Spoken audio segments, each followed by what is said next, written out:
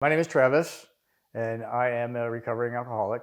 Currently, I work in treatment, and I'm also back in school working towards getting my graduate degree in social work. Since I've been in a life of recovery, I've wanted to maintain that and then get into more of a therapeutic component of it. And so currently, I work as a tech and I help with the operations and anything else that I can. I've worked in operations in behavioral health and I've ran sober livings during this time in recovery, and but the backstory, there's a whole lot more there. I mean, how it really starts with, the beginning of drinking. If you want me to go back there, I mean, childhood normal and everything. I grew up. My dad was a police officer. I grew up around law enforcement and everything, in this really strict environment. And but as I was getting into like more of the middle school ages, I started being bullied a lot. And at that same time, my dad had a heart attack, and he's still with us today. But I witnessed it, and I was in that age where that developmental process, kind of takes a toll on the way you receive stress and deal with it. And so, in more of the high school years, was the first time I drank, and I was 16. And right away, of course, I fell in, had that confidence. And the big red flag was my very first time I drank, I got blacked out and threw up. But I had fun. I was with friends. It felt cool and everything. And so I was hanging out with peers. I was being accepted. And then that was kind of a weekend thing. And I didn't have any consequences of it. I was still going to school, still getting good grades, still ended up in college. And then even in college, the binge drinking was still present. I wouldn't go and have just a beer or just a drink. It made no sense to me, but I would definitely go and get drunk with friends. But it was still fun and manageable. And it wasn't until actually I went through my very first breakup and I started to drink to numb emotional pain, where it started to take on more of a life of its own. And at that point in time, I was about 23. And so then that binge drinking and doing it on the weekends and everything for fun turned into a daily thing to not feel that pain. And that started to go on for years, to the point where I would start to hide it. I'd lie to people. Consequences started to add up because of responsibilities and so forth. And, by the time I was in my late 20s, I was drinking more and more just to escape. When I'd finally hit around that 30-year-old mark, I knew I was out of control. I'd had people that were asking me if I had a problem. I was just lying to them, hiding bottles of vodka or whatever other alcohol things. And then going out wasn't fun anymore either, for my friends either, because we'd go out, I'd get so intoxicated that I'd be blacked out, breaking things, breaking branches off trees. Like, I was turning into that type of a person. So at 29, I decided that the best thing for me to do was to leave California, because I'd moved here, and fly back home to Michigan, because that's where I figured I'd have that social influence and I'd get myself back in control. And that didn't happen. I just kept drinking. And I remember I was drinking so much that I decided to try to plug myself back into around authority figures, because I knew I'd behave myself. And that also didn't work. And I remember one night I was coming home from work and I had plans to go hang out with a friend of mine who's a police officer, and things came up and I couldn't go. So I went to the bar, and I ended up getting so drunk that I totaled my car on the way home. And I was picked up by the same sheriff's department that I was supposed to go and hang out with that night. And, they didn't take me to jail. I should have gone. But they instead took me home, and they told me I needed to get help because, they helped raise me, basically. How I ended up getting help was just going more into denial and becoming more angry. And I decided the solution was to get back out of there and come back to California. So I ended up back out in California, and then the behavior patterns just continued. So, I'm drinking every day, neglecting responsibilities, not paying rent on time, not, neglecting my job, to where I started to now get suspensions or write-ups or put on probation. And I was still not willing to admit I needed help. At that point in time, people were telling me I needed to seek help, and I was just in denial, because I can stop whenever I want. I just don't want to right now. And so, I started losing relationships over it, because I'd be too drunk, and the relationship I was in, they would just move on. And then the day came one day where my cousin actually ended up committing suicide.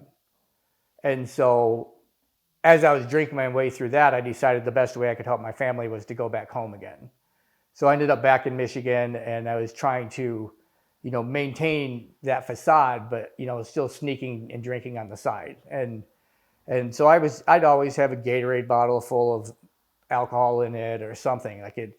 I was drinking all day long. And so I ended up going down into the Caribbean because I figured I could escape and go to build a new life in the Virgin Islands. And so the problem is that the culture down there is that you just kind of drink, after work and everything. And so I fell right back into it, and then things just started getting worse. And this is when I started drinking more around the clock. And again, the consequences started to pile up with relationship issues. I got in trouble at work. I had a really, really good job down there. I went to work intoxicated several times, but finally they took me to the hospital, had my blood drawn, got my blood results, and they let me go. And I just took that opportunity to continue drinking all day, every day. And at this point, I'm in my mid to late 30s, and my dad actually had to get on an airplane to fly to the Caribbean to rescue me because I was out of control and was not going to be stopped. I had totaled a scooter, a big one, not one of the little ones, one of those big 500-pound ones. I totaled it, and I was so intoxicated that I picked it back up and was trying to drive it, and it was mangled. The face shield on my helmet was scraped off. And so had I not been wearing a helmet with a shield on it, I would probably have a face today. And again, I got no consequences as far as legal. My friends rescued me, took me home. The next day they went and showed me the scooter, and it was just amazing that I was just walking around, because I don't know why I didn't get hurt, but I didn't.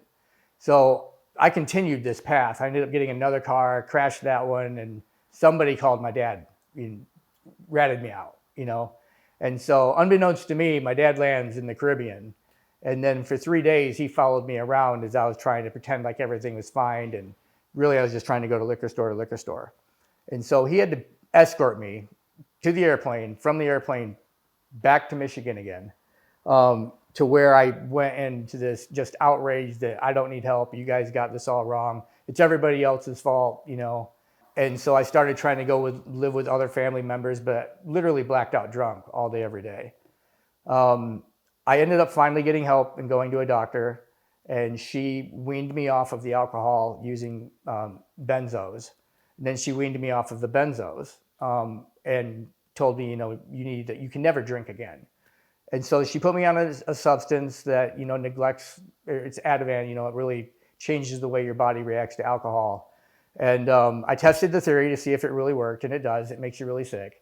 But my intentions were to relapse anyway. And so I just stopped taking that, started drinking on the side. And then I remember this moment stands out that I met another person I was interested in, and I went on a date with her, and I have a lot of social anxiety. So I wanted to have just a drink so I could, loosen up a little bit. Well, I had that drink, and so did she, but my mind changed. I was no longer interested in staying there and talking to her. I wanted to leave because I wanted to go get drunk.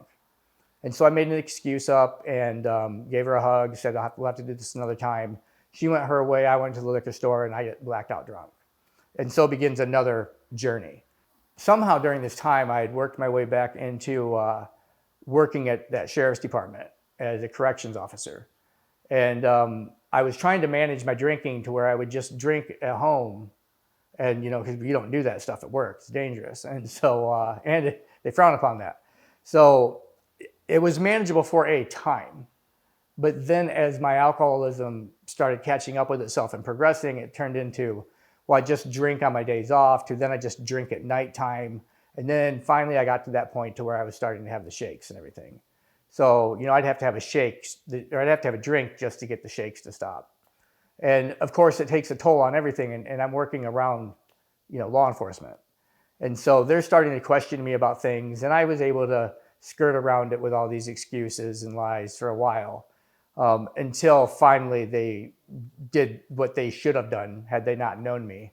And one day as I was coming into work, they breathalyzed me, and I was a 0.16. And that was my walking around level.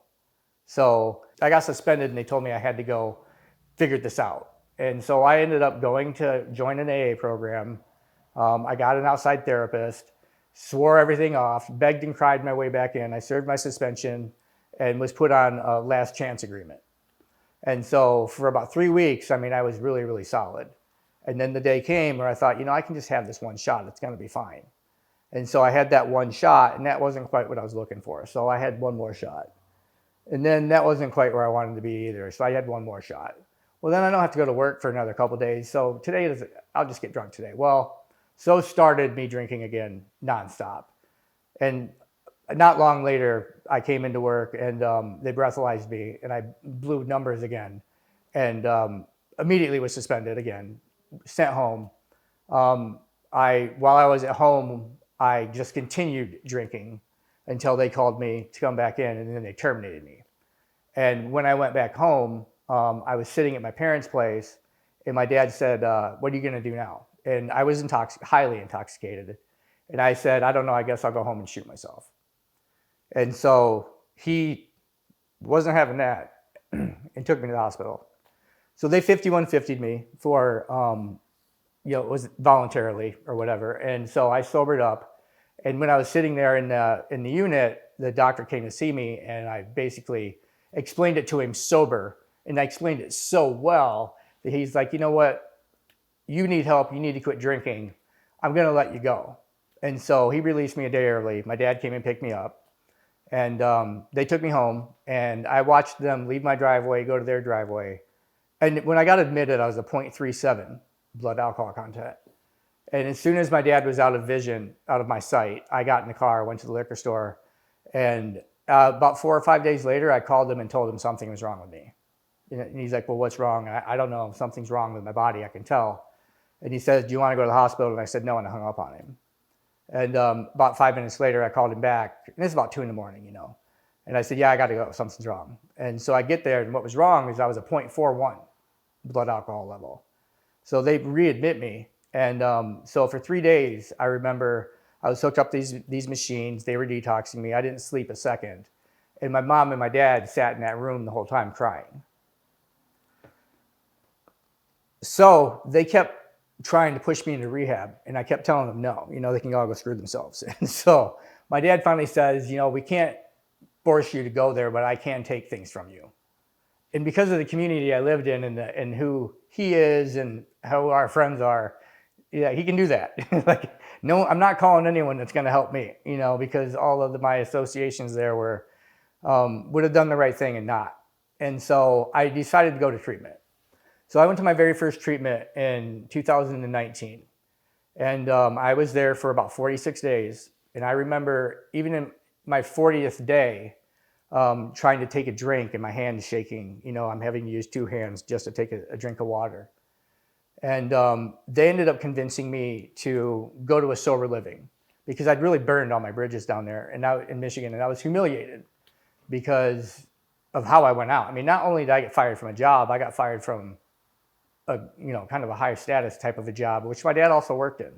So not only did I get fired from the same job my dad had, I got fired by the people that were his peers that watched me be born. So, I wanted to go bury my head in the sand anyway. So they flew me to California, but all the darkness I thought I'd ever imagined was nothing compared to what was coming.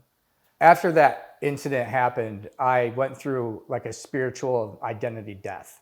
Because even though I always have had an alcohol problem, and I knew that even though I was in denial, I'd never ever admit it, and I hid behind that identity.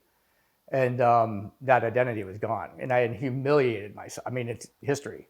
So I'm back out in California, and I moved into a sober living, but I really had no direction and didn't care anymore.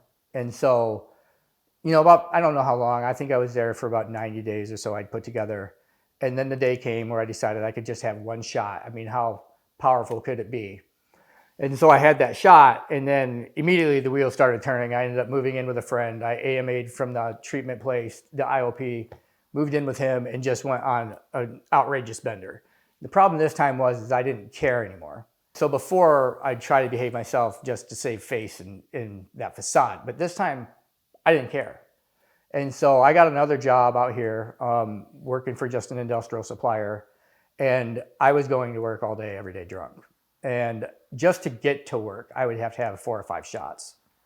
So I remember one day waking up shaking And I went to the liquor store, and as soon as it opened, I got my shots. By the time I got to work, which is only a half hour later, I was so drunk that I had to call in sick. And so what ended up happening was I started calling in sick frequently, and days had gone by, and I called my boss and said, hey, I got these stomach problems and everything. And he says, hey, you need to get to the doctor, do whatever, but you can't come back to work and without a doctor's note. And I don't have a doctor's note, and I'm not actually sick. So I admitted myself into treatment to another place out here because I knew I was going to get fired. So I went to treatment. I stayed for 30 days. I was very, very miserable and angry, and I wouldn't talk to anybody. Right when I got in there, also COVID hit. And so when I was up with my 30 days and they went to discharge me, the city was on lockdown. And so I agreed, but I had no intentions on it, of doing their IOP online. I mean, I'm a pretty big introvert anyway, which is where that whole social drinking came in. So I remember I went home, I opened up my laptop, looked at Zoom for about 5 seconds, and closed that. The city was on lockdown. Liquor store, though, it wasn't. And so, I went into the liquor store, got my shot, and I'm now gone. And I was out again for, I don't know, 6, 7 more months. And I remember I was closing in on my 40th birthday, and my life's a mess. I was 230 pounds, smoking a pack of cigarettes a day, not eating, just health's failing, not doing any hobbies. I'm not leaving my apartment, no more friends, all of that good stuff. And so I decided my 40th birthday, this has got to stop. So I called treatment, and my terms of surrender were, I'll let you detox me, but I'm not going to your residential unit. I'm not talking to your therapist. I'm not participating in anything. You can detox me, and I'll stay 10 days, and I'm going to leave. So on my 10th day, they let me go, and my anxiety was so high, I convinced myself that I could go have one shot, and it'd be fine, because I'm just going to do it right now to get rid of my anxiety. So I had that one shot. My anxiety wasn't quite gone. So, I needed just one more, and then I'd be okay. One more. And so then I was drunk all day, every day for the next 2 months. And in that 2 months, I lost my driver's license because a couple months prior, I didn't have insurance, and I had gotten a fender bender, and it was reported and everything. So my license was suspended for not having insurance. And so my company I was working for found out, and they terminated me because you have to have a clean driving record. And so now all of a sudden I'm unemployed, full-blown re-addicted to alcohol, not getting a new job. I can't even stay sober. And, these are the days where I'm walking to the liquor store, and instead of buying a fifth, I'm buying a pint. But today I'm just going to go buy 2 airplane shots, and then I'm not going to get any more because that looks stupid. Well, 15 minutes later, I'd walk back in and get 2 more, but I'm not coming back. And so I'd go home, and 20 minutes later, I'd be back, and the guy's looking at me like I'm crazy, and why don't you just grab a bottle? And I'm like, I'm not doing that, and then I'd be back again. So finally the day came where I was sitting on my futon by myself in my studio apartment with, hundreds of airplane bottle shots everywhere, just miserable, hating my life. And I couldn't think my way out because I'd lost my job. I knew I wasn't going to be getting a new one. And so I kept trying to analyze my trick this time. What was my avenue out going to be? And they all ended with death, jail, or prison, really, or go to rehab. And I didn't want to do that again. So death, jail, prison. I kept doing it over and over. So finally I called the admissions person I knew and begged her to let me come back. And she said, you've been here 2 times in the last year. Like, why? And I'm like, I don't know. And she goes, well, what's different? And I said, I don't know. All I know is it's over. And she's like, well, you never really said that part. And so she goes, will you agree to 30 days? And I said, yeah, sure. Will you go to sober living? Yeah, I guess so. Will you go to the IOP? I'm like, sure, whatever. I clearly can't do this by myself. So I went into treatment. I was miserable. Wouldn't talk to anyone. I'm very sensitive about my background. I can talk about it today, but I couldn't then. And so I wouldn't talk to anyone about anything, but I would open up to certain people, like the therapist or maybe that one person.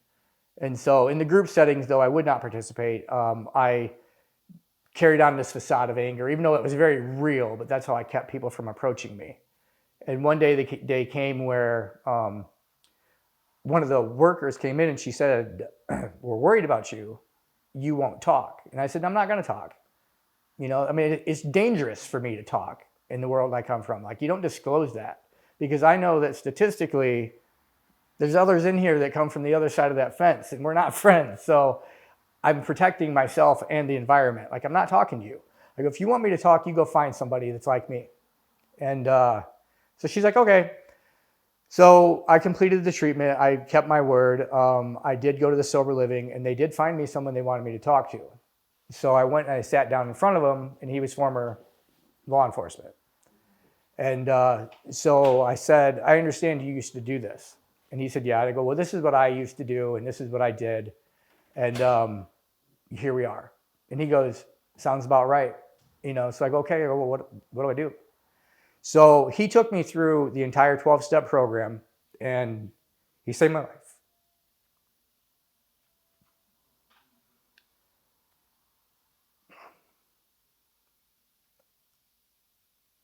Had I not met him, I'd have never talked. So because he was like me, I could tell him what I did. And then the healing began. So it wasn't easy. Like, I lived in sober living for the first 5 months, hated being there, but I was stuck. I gave up my apartment. I wasn't going to get a new one. I didn't have any money or a job. So I ended up going to the owner, and I said, hey, if I'm going to live with you guys, then you might as well use me. I'm uniquely qualified to run one of your houses if need be. And so he goes, yeah, that'd be great. So he gave me one of his houses, and I started running it. And it was the worst house he had as far as behavior and delinquents and stuff. And he knew my background. And so he goes, you're getting it. So I got it. And, but we cleaned that house up. But the miracle I needed happened there. So the first miracle was that I found someone I could talk to. The second one was when I was trying to manage another, 12 or 13 people like me that were trying to pull the wool over my eyes and get away with stuff. And finally, I remember yelling at one of them, and I said, I don't know who you're trying to fool, man. I am just like you. And those words came out of my mouth, and I was just shocked that I just admitted that I was just like them, because I still had this terminal uniqueness, And it really resonated. And I remember calling my sponsor and telling him, dude, you're never going to believe this shit that just came out of my mouth. And I told him, he's like, good, man, that's what I've been waiting for. And so finally, I saw myself as like, wow, all these things that these people are trying to do to me and get away with, I've been doing to my family, to my friends, to everyone. And I am just like them. And so I managed that house for another 6 months. And then the day came where I'd outgrown it, because of going through treatment. I got set up with a chance to re-enroll in school to finish my degree. I had a little bit of money. I was able to buy a car, and everything kept progressing, and I was closing in on my year. And so I remember talking to my sponsor and just saying, hey, everything's moving forward except my professional life and in my living situation. I'm over this, and he says, yeah, you're ready to go. Let's just do this correctly. So I got a job first, which is something I hadn't done. I always do, I do Z and then look for A, but instead I went through from A to Z. And so I got my job, started working, saved a little money, moved out of the sober living, moved into an apartment, and everything was, going wonderfully. I'm back in school. I got a job. it was a humble check for me, because I went from having careers, some with authority, to being a low-level substance abuse technician, just being there to make sure people are going to groups. But it started something. And so I continued doing that. Around 18 months, I had my first crisis in treatment, not treatment, but in recovery. And I had all of those emotional voids open back up, and I was on a very severe, chance of relapsing. And luckily for me, I made the call to the sponsor, and I ended up having to move back into a sober living sober for 6 weeks while we managed my little crisis that was going on. And I made it. But the only reason I made it through that incident in my life was because I had a sober community. I had a sponsor that I kept in touch with, and I was grateful for things again. So, as I mentioned, I didn't realize the darkness that was about to come. Like, I've never had a darkness in my life that I had after losing that career in Michigan and not knowing who I was anymore. Finally, by the time I had around the 18 months of recovery, I still didn't necessarily know who I was, but I knew there was hope now. And so like the program was working for me and things were coming back, and so I ended up making it through, back into sober living with 18 months sober, there for 6 weeks, got the new apartment, kept going with school.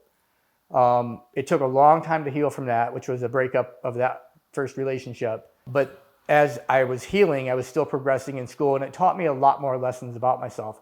Number one is that I can make it through things sober without having to run to a substance, because I'm no good to anybody with substances.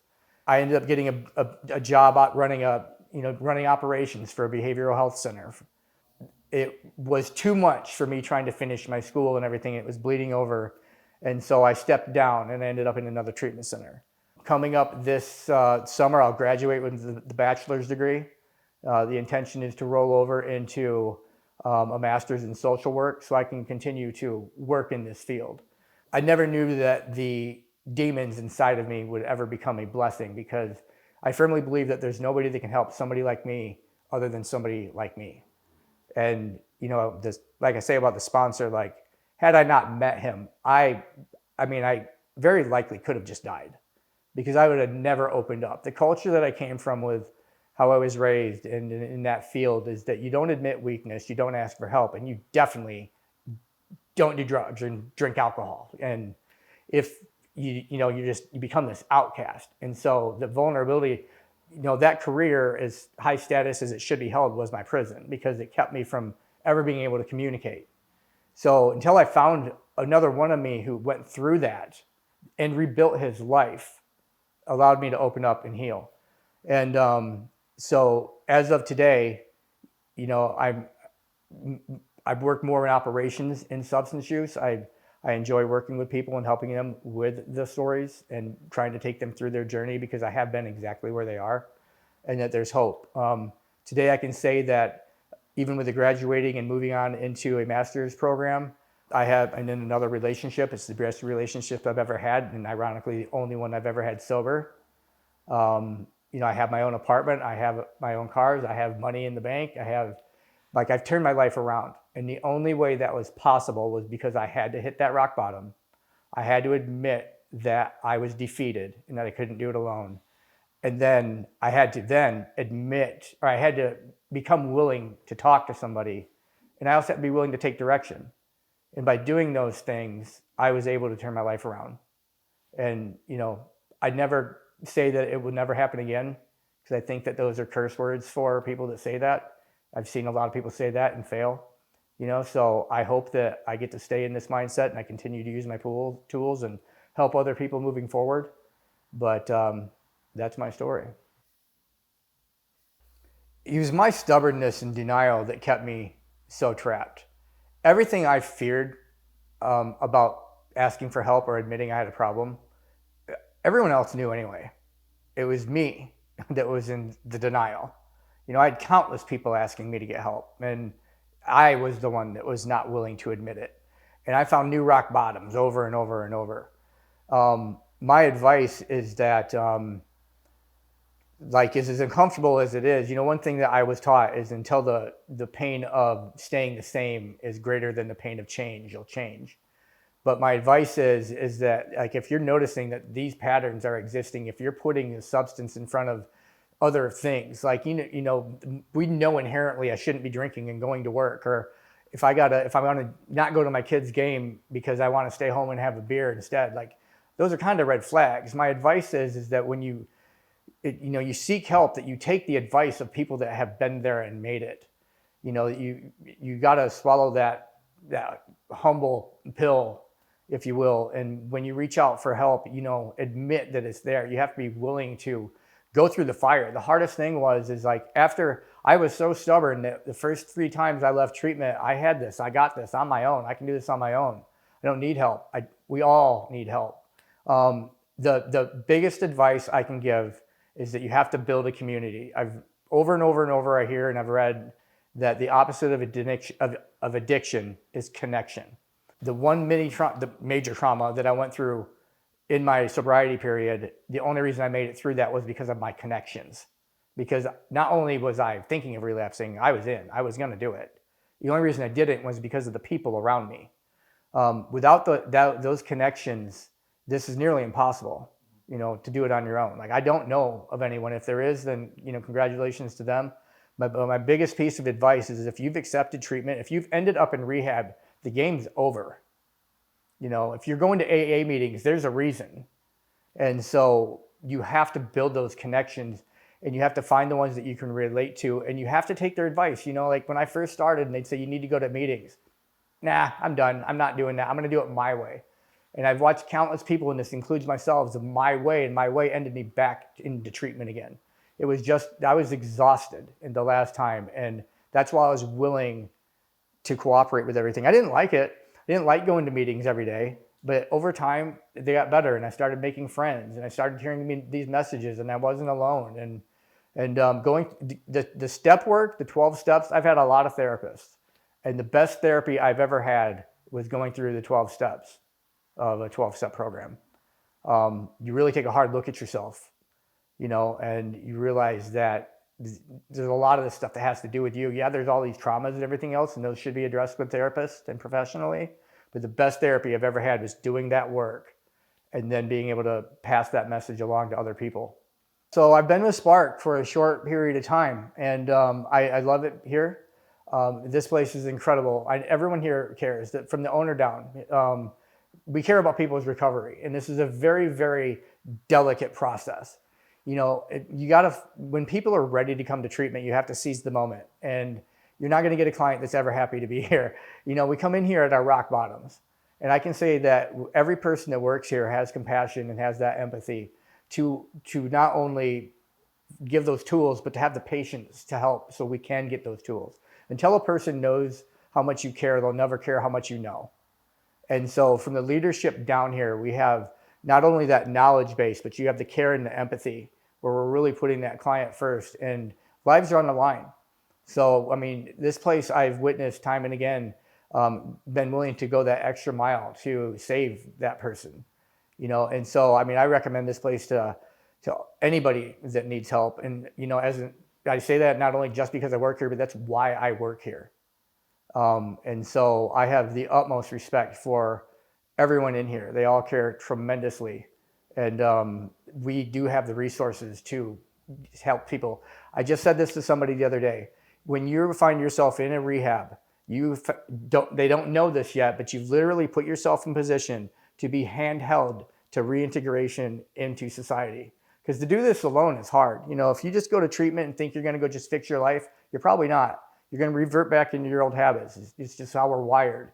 But if you are humble and you're willing to cooperate, you come to this treatment center, you allow the therapists, the case managers to help fix the problems you're working on, address some of these issues, help you lead you into that next step into maybe a sober living experience or an intensive outpatient treatment. All of these resources is why I went from almost being homeless and unemployable, probably going to die, to getting sober, putting those tablets in place, letting them take effect in my mind, put some things together, all of a sudden become employable. I was handheld from the deepest rock bottom I've ever found to completely reinitiated in life successfully. And everybody has that opportunity.